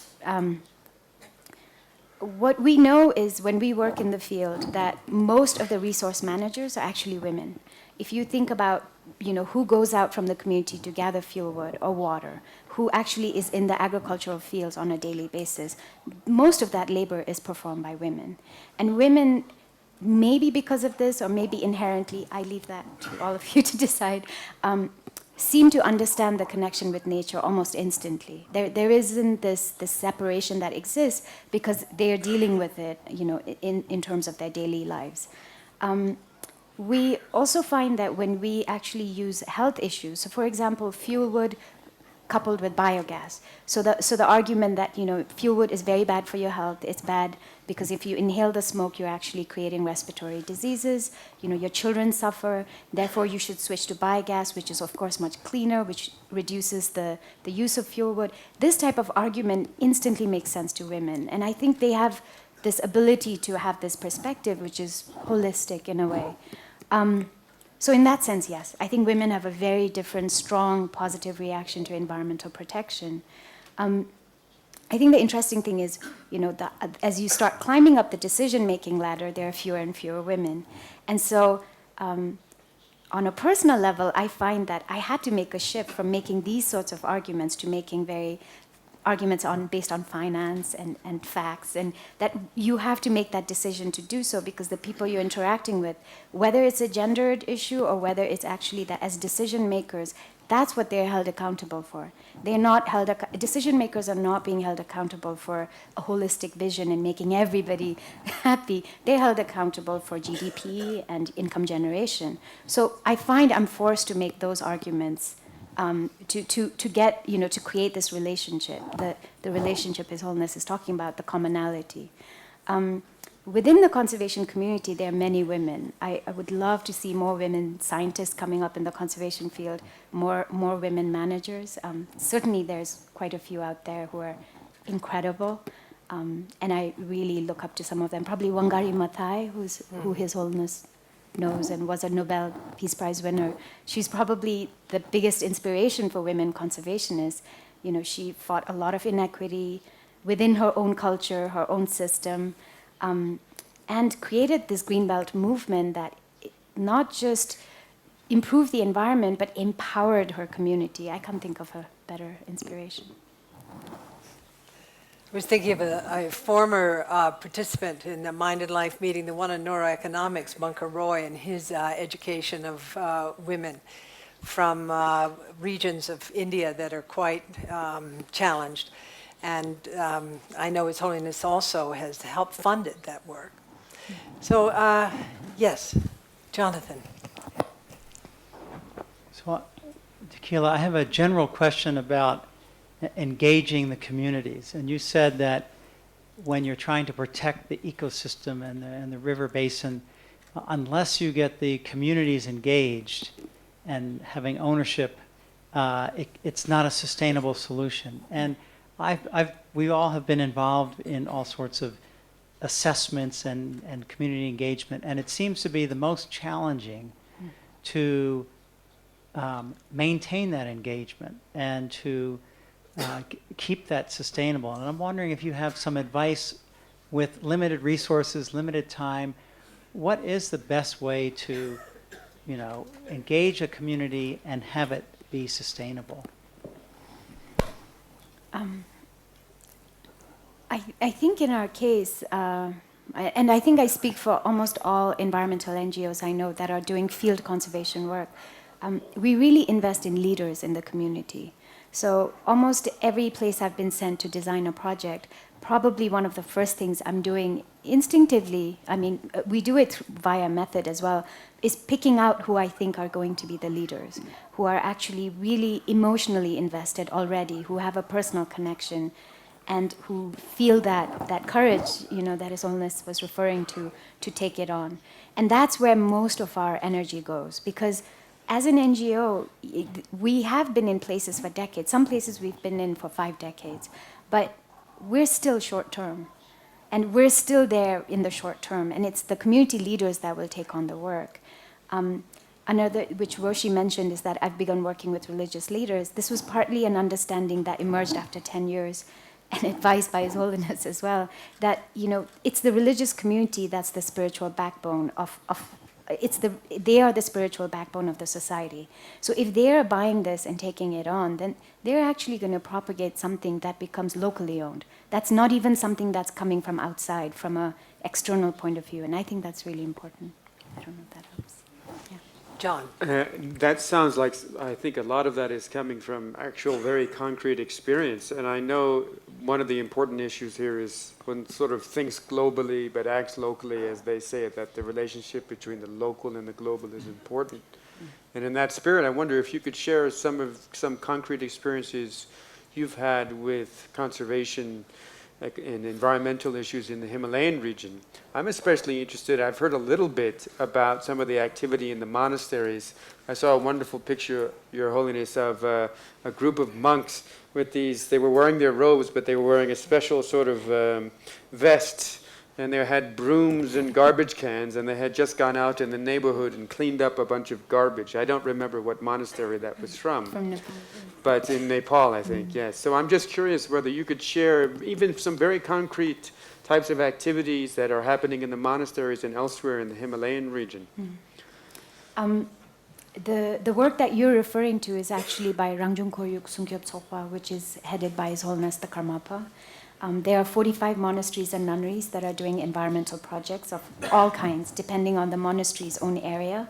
So we went through now, I think this is the 3rd year, we went through several training conferences where first we had to explain, carbon cycle and all of those things. And we're at the point where each monastery has picked a set of goals that they want to work on.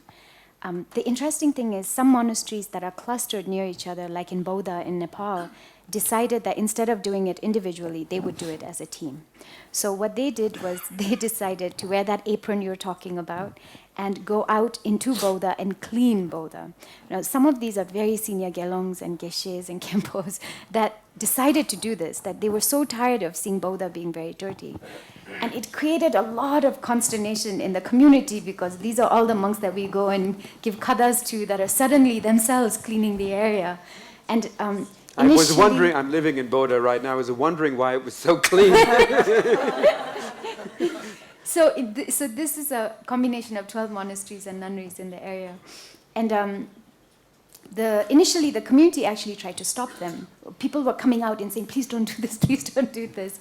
And especially my understanding is the monks from Tanggu Monastery were very adamant that they were going to do it.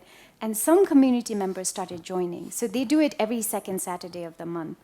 And then about now, I think 5 months ago, maybe 6, one community member came forward and said that she had gathered donations from all the community members. So now they have actually invested in a jamdar, in a cleaner, in an actual cleaner. So the monks don't do it, and they're paying somebody else to clean the area around Bodha. So this is just one example of how much there is collective action, what an impact it can have, and how much of a difference the monasteries and nunneries can make. Just the example, the message that monasteries and nunneries can provide. And what happened when the Karmapa addressed the issue of vegetarianism in Bodh Gaya? I mean, just that, it's the upriver, the trickle-down effect. Well, I know he talked about it yesterday. I think he offered it as an option, actually. He said you could, if you want to give up meat entirely. And everybody raised their hands. And so I think many thousands of people became vegetarian, including myself, without completely thinking through it. It was a very instinctive reaction. But the other thing he did, which, again, from an environmental perspective was incredible, was he said that that year we were doing prayers for the long life of His Holiness, the Dalai Lama. So he said, if you actually want to invest in this, you really want to think about increasing the longevity of His Holiness, the Dalai Lama, then you should plant a tree. And he said, if you protect this tree, then you're actually making a wish that benefits so many people that it multiplies this well-being prayer that you're making. So what was very funny to see is that, I don't know if I'm allowed to talk about this, the monasteries and nunneries can get competitive. So all of a sudden we had one monastery saying, I will plant 1,000. Then the other monastery was, I'll plant 2,000. So my understanding is all the way into Tibet right now that there is a lot of plantation happening because of this request he made for the longevity of His Holiness the Dalai Lama. So I think that was... This is His Holiness is saying that this is a positive form of competition where the motivation is not so much to... but the motivation is to ensure that you are not left behind. So that's good. In education field, especially to those, I think, including Buddhism, when they study, always say, oh, I must kasura. Top. Reach the top, yeah. Not sort of kasura, create some obstacle to other. That negative kasura. Competitiveness, competition. Yes. So there are also, you see, two kinds. So this seems good one. But on the other hand, if the consideration as a Buddhist, if the consideration is soiled by mundane thoughts like, reputations and so on, then from the Buddhist point of view, strictly speaking, it's the activity itself gets soiled. Thank you. Sally.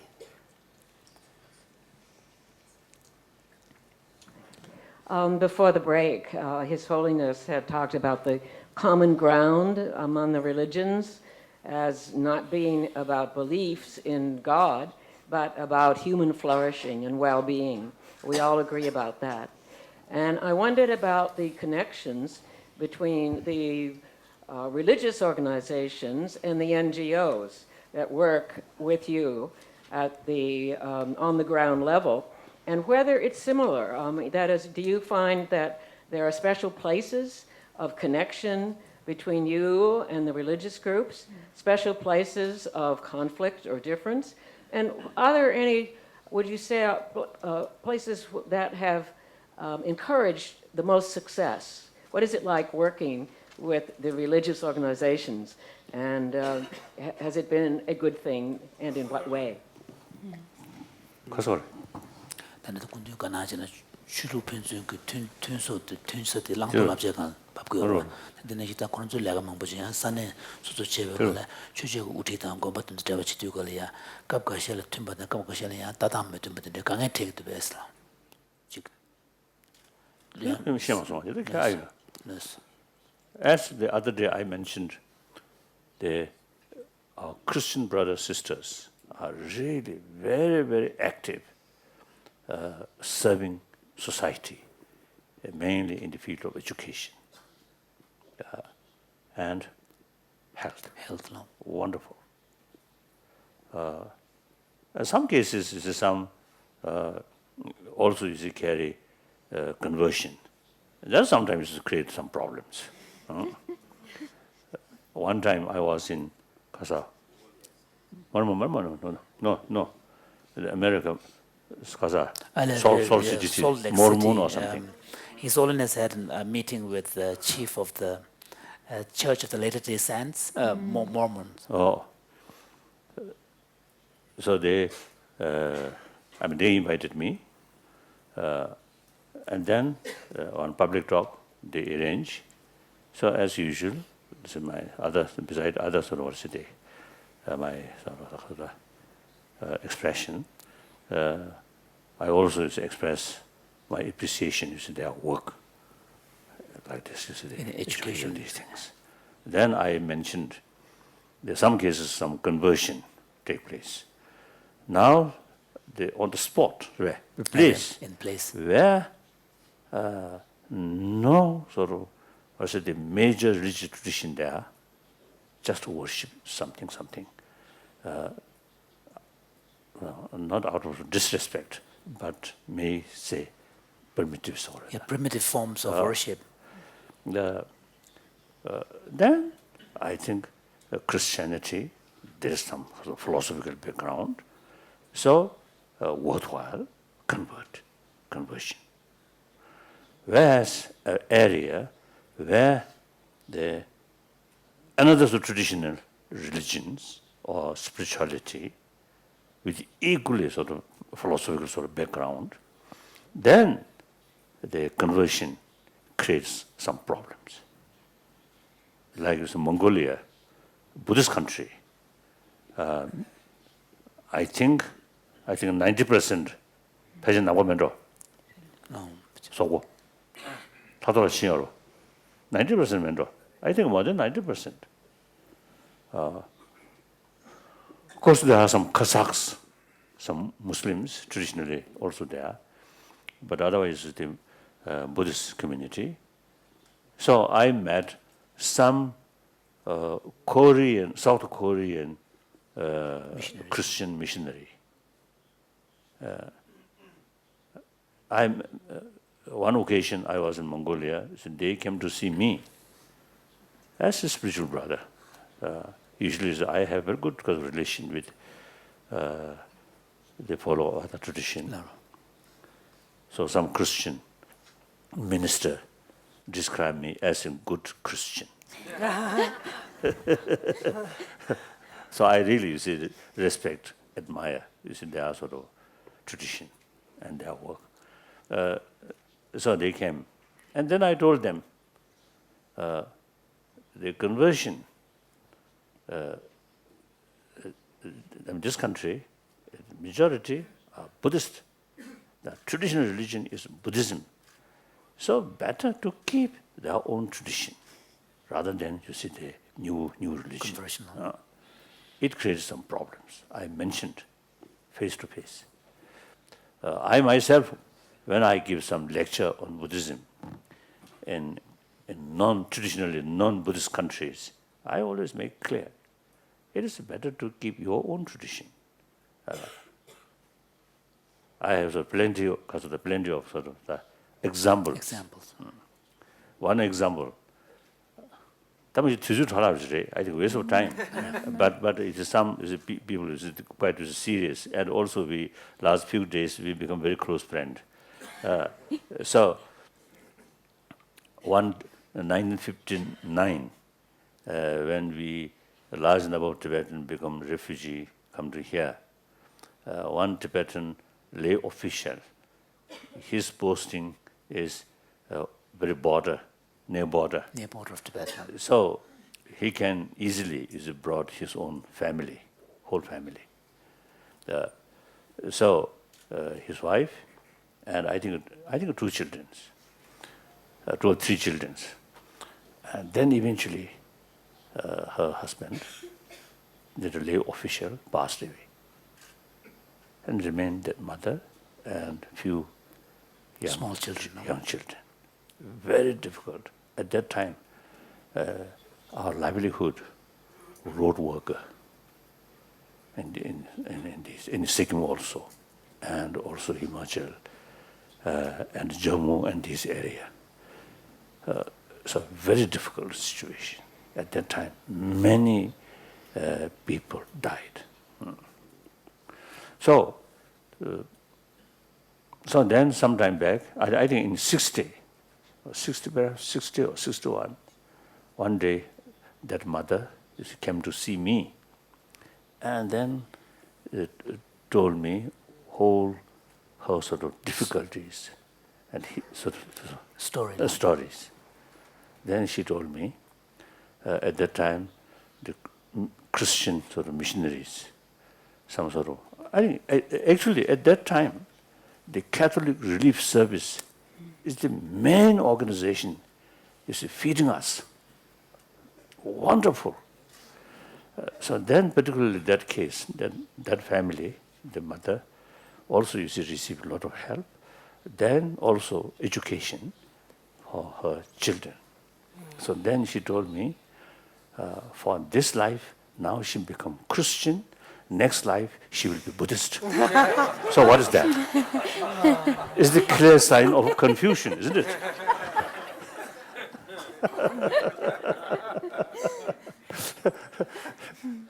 So therefore, it is much better to keep one's own traditional religion.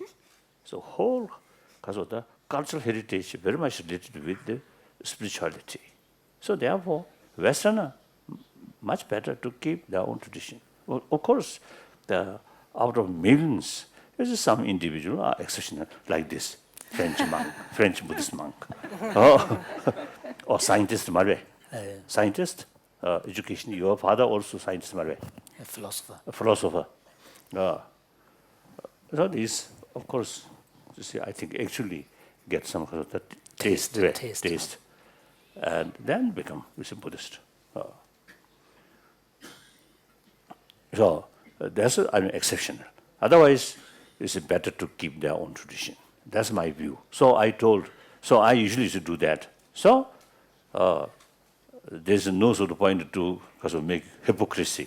I myself understand that, publicly made clear. So I told that a few missionaries there in Mongolia, when you become Christian, you get $15. So some of Mongolian, quite clever, each year become conversion. So each year you see $15 they get. So nonsense. Not good, isn't it? Otherwise, I think our Christian brothers and sisters really made immense service. No. So we Buddhists, and I think Indian Hindus, the Ramakrishnan, Ramakrishna Mission. Ramakrishna Mission. You see, now I think they when started that. I think in perhaps 50s, 40s, 50s. Early in Calcutta in 1900. So you see some Christian, some Hindu organization. They really, involve education. Wonderful. So now so far Buddhist. Now in India, our monasteries, refugee Tibetan monasteries, they also you see create some education near the monastery. And then also, now inside Tibet, also now more and more monastery, when they get a sort of permission from the local authority, they also create a facility for education and also health. So, so actually we are copying our Christian brothers, sisters of the tradition. Their example. The example. Oh. And then some, you see, tragedy happen, then because of that, jointly. Collective effort. Collective effort. Now one time, the Maharashtra, Sami, Gujarat, Maharashtra, Gujarat, Sami, Gujarat, very immense sort of earthquake happened.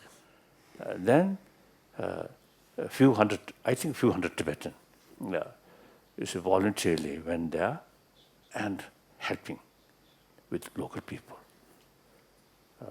Then recently in Orissa, the flood damage, typhoon. Typhoon. So we Tibetan also, you see, participated, some help, and some monks also. So this is a wonderful trend. Actually, one suggestion from Bishop Tutu. I usually used to have three sort of things in order to promote close understanding between different religious traditions.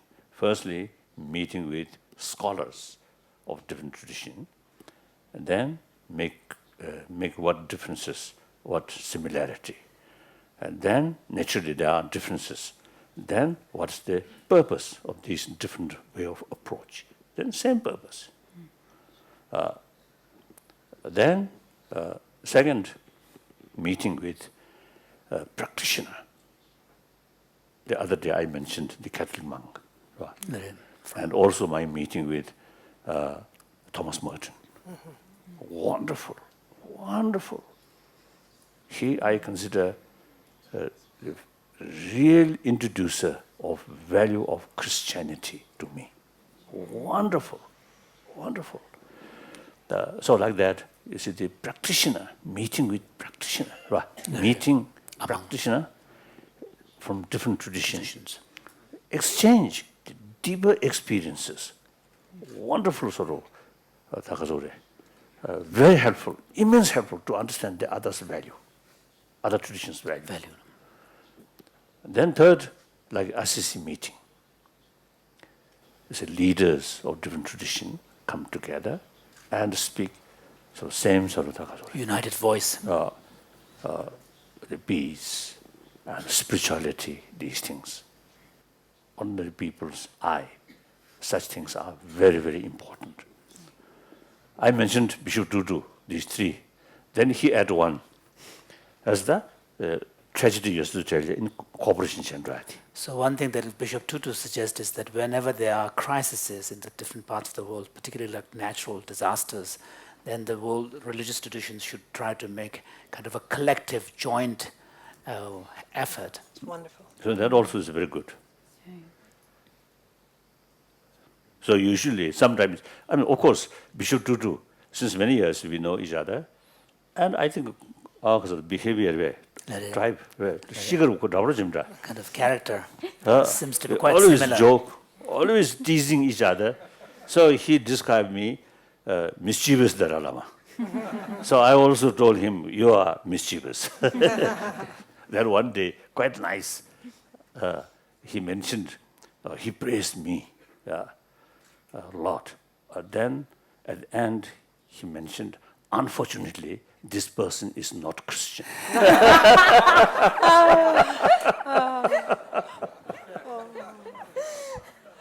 So it is like that. Thank you, Your Holiness. So there are a lot of things to learn each other. Learn from each other. Yes.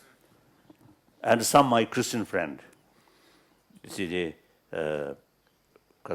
practice some of the Buddhist technique about a single-pointed mind. And also they certain Buddhist method to promote, to increase altruism, compassion. Or compassion or forgiveness, these things, like that. So it is very good. Very, very good. Thank you so much. And, His Holiness has done such an extraordinary job for decades in fostering dialogue among diverse stakeholders. And this is an example, exactly, of that kind of process where we started out quite, different from each other 25 years ago, and now we all seem to be, in a very different state of mind and heart. Greg, I would love for you to take the floor right now. But also there was a question for Dekila about the role of the religious with the active. Maybe we should just cover that very quickly. Yeah, if you would do that, Dekila. And then we haven't heard from Greg this morning. I think it's important to. I think many NGOs are working with the faith community in a local sense. If they have a project and there is a faith leader, usually the faith leader is involved.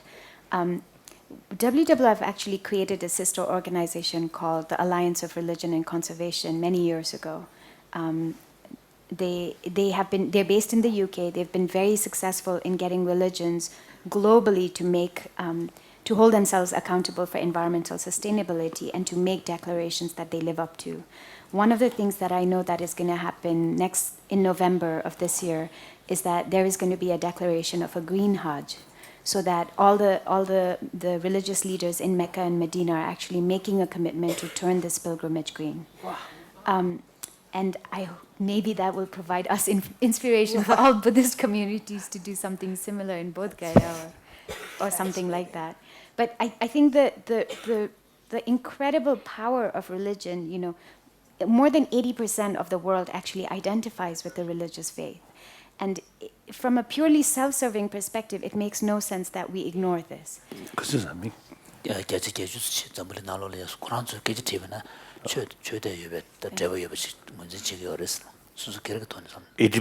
More. And then in the United States, there was I don't know.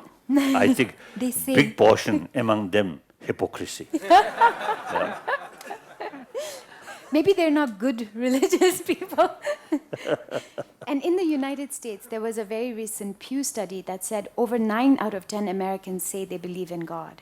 So this is, and if you break it down, which I know Elka will immediately think of, in terms of where they live or conservatism, that also makes a big difference. We see that there is a greater faith in the South, especially.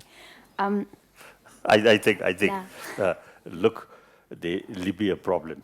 Now both sides always say Allah, Allah, Allah. Actually, Allah, which side? Nobody knows. Looks, you see, both following Allah, but killing each other. What sense? And Northern Ireland, Catholics, Protestant, hate each other. Both follow of Jesus Christ. What meaning? And we Buddhists also sometimes. And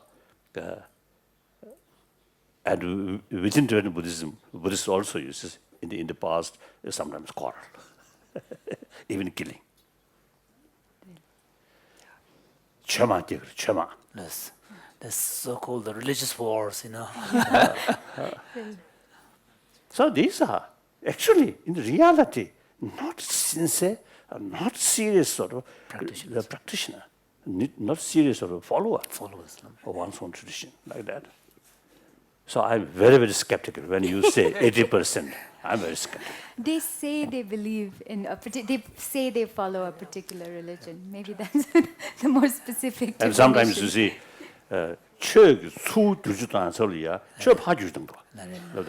often what happens is that in people's relation to religious faith, instead of utilizing the religious resources to transform their own personality and character, they try to impose their own character and personality over to religion and change that. True. Very sad, very unfortunate. Otherwise, there is no reason to kill each other in the name of religion. Why? So simply for egoism, you see, use manipulated religion. difficult. So from that viewpoint, those anti-religious persons are quite honest. They don't believe and then express publicly and carry some sort of negative sort of attitude or religion. Okay. So I'm going to have a slightly differing point of view. Oh, yes. Okay. So one of the big challenges that has happened in the United States on climate change is that there is this great divide between science and religion. And people who identify themselves as religious have been quite anti-science. So for an... I think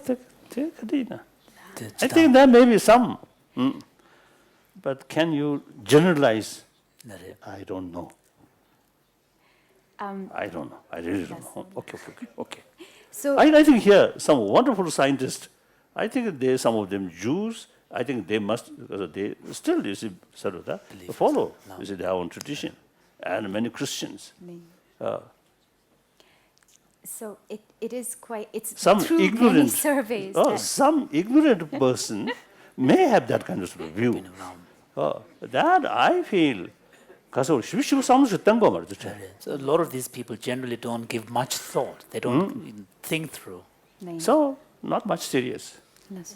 So many of these religious, especially people who identify themselves as conservative, very strong Christian in the United States, don't believe in climate change science because they are naturally not accepting some of the scientific facts and findings. Then perhaps I may add one thing here. Some sort of narrow-minded Christian. Narrow-minded, I don't know, narrow-minded, or I think a very single-pointed sort of believer. Some I heard express. Now, Dalai Lama, you see, quite often came to America, so he really lead many Americans go to hell. It's understandable. Of course, according to the belief, one truth, one religion. The other religion are kasoda. Invalid Lama. Kasoda. Invalid. Evil. Invalid Something Lama. like that. Invalid. So understandable. All these are kasoda due to kasoda lack of knowledge, not realistic, full of ignorance. That's the problem.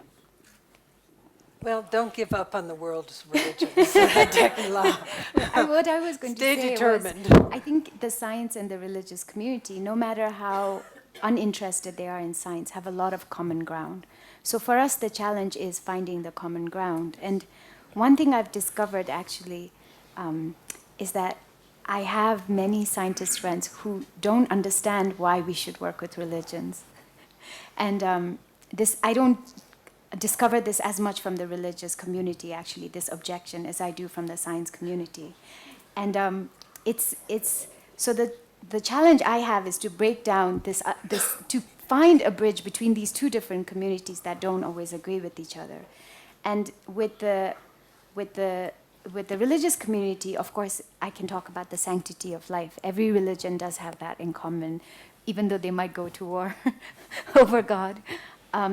And with the scientific community, I find that if we discuss long enough why each one of us became an environmentalist or got interested in this issue of the ultimate truth, that there actually almost everybody I know has had this moment where they were in nature, they were in a forest, they were in a great body of water, and they had this moment where they felt they were one with the universe. Ultimate truth is the delicate. Ultimate truth is Well, really, I'm only touching and running away from the topic. The Moransunda Jena Kandaji Sane Satolia, the Church Lamadan to Zutone, Sumboyna, Jizo Corona, Shukish Tegora, the Deans of Koyu Sunguchin to the Devache, which came Rishas. The Ceribang when among which you choose Chulu Lama the Devakar Chigus, Ceribang when a patata had death, Shemba to Yungudus, the Inetico Sanesu Church Lameton, the Sum Tubena, and then you can take over us. And to the Ake Shebakalia, Chug Tatan and Devaton, Shekunin Chagar was long.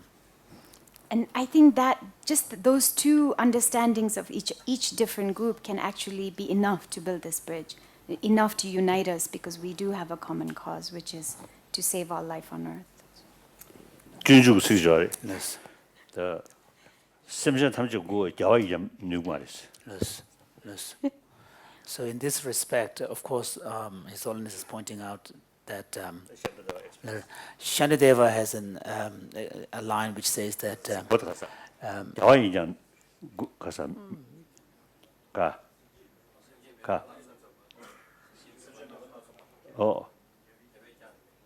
어떻게 당장 김에 지신을 사서 so Shantideva has a line which says that given the diversity of people in the world, if even the Buddha